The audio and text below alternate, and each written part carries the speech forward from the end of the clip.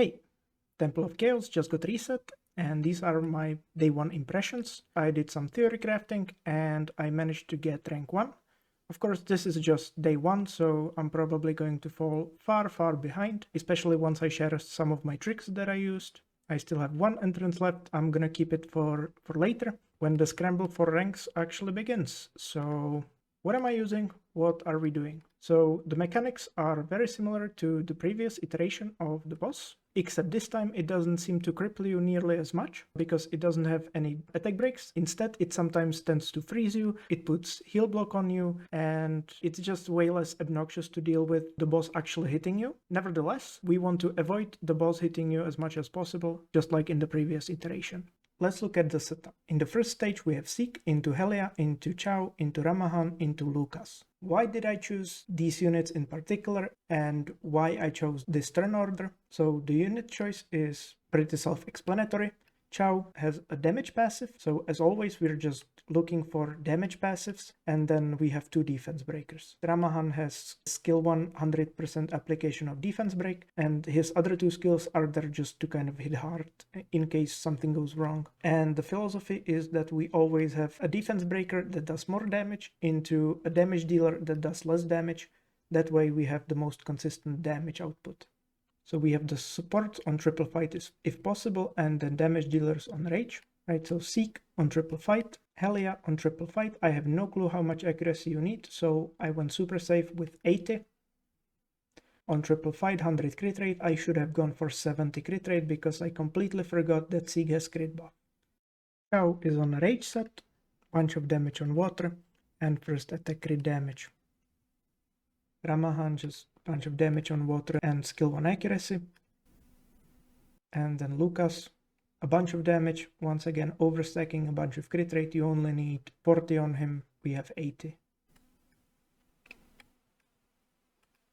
For the stage 2, we are going with basically the same philosophy. So we have attack buff into defense breaker that does more damage, into damage dealer that does less damage, and vice versa. So we have Jamie. Jamie is super nice, also has 100% uptime attack buff, and his other 2 skills just kind of hit hard whenever you might need it. Especially this chain fire can come super clutch if you're in a tight spot, especially at the end of the stage 2. We have a bunch of damage on water and a bunch of crit damage. Eliza, similar passive to Chow, she just increases her damage by up to 100% according to your HP, right? So we just put a bunch of damage on her, damage on water, and skill 1 crit damage because the skill 2 is going to one-shot either way. First attack would be the best. Then we have Ardela. There are probably going to be better defense breakers than Ardela, but her skill 1 has 100% application of defense break because she has an advantageous attribute to the water boss. We have a bunch of accuracy on her,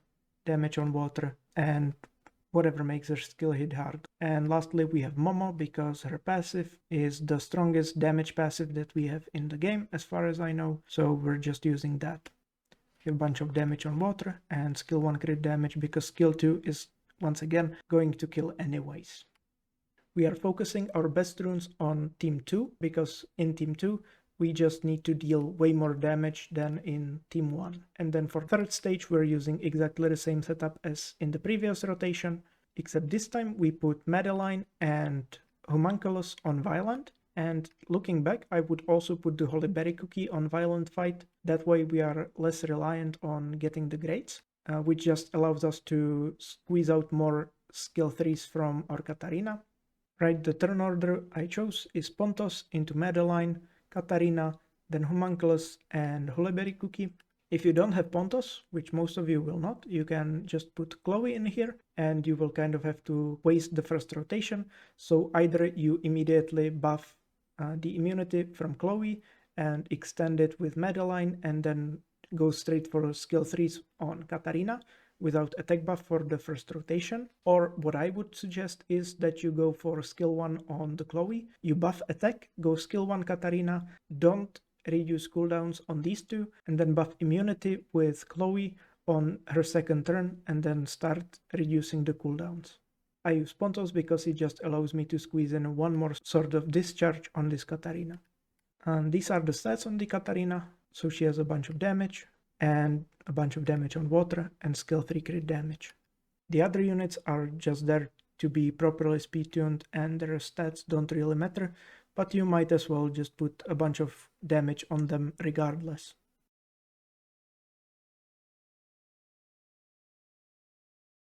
And here you can see the recording of my best run.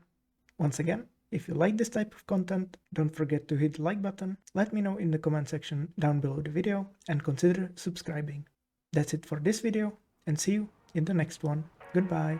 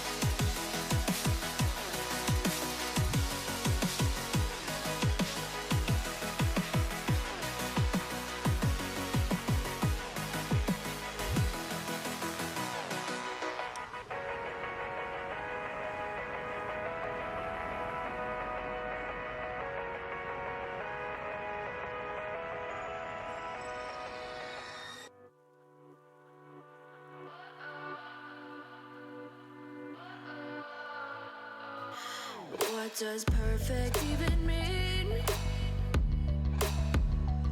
Is there even such a thing? Ooh, can we switch up all the rules and imagine a utopia? Darling, I'm just so fed up with these expectations. They keep weighing me down. My heart is begging me to get the hell out of my head. I'm gonna live inside the upside down for